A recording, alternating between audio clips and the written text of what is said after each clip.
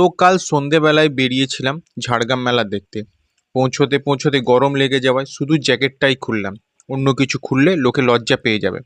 পৌঁছে গিয়ে প্রথমেই দেখলাম প্রচুর আচারের দোকান, তারপরে হরেক রকমের চাবির রিং, মাটির মূর্তি, বাচ্চাদের খেলনা আছে অনেক পরিমাণে। তারপর প্লাস্টিকের ফুলের দোকান, এখনও অনেক দোকান ঠিকমতো বসেইনি।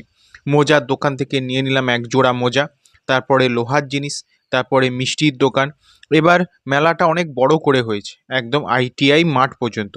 এখানেও বিভিন্ন রকম বাচ্চাদের চড়ার জিনিস আছে, আর আছে স্পেশাল মোমোর দোকান, ফুচকা এবং লটারি খেলার দোকান। সামনেই 12 ভাজার দোকান ছিল, নিয়ে নিলাম 30 টাকার 12 ভাজা। তারপরে নিয়ে নিলাম একটি সোনার চামচ। এই মোবাইলটাই আমার বাজেটের মধ্যে আছে। তারপরে দেখলাম চকমকে বেলুন, তারপরে পার্কের ভেতরে স্টেজ ছিল সেটা দেখলাম। তারপরে আরেকটু এগিয়ে গিয়ে আরেকটা স্টেজ দেখলাম, সেখানে প্রোগ্রাম হচ্ছিল সেটা দেখলাম অনেকক্ষণ ধরে।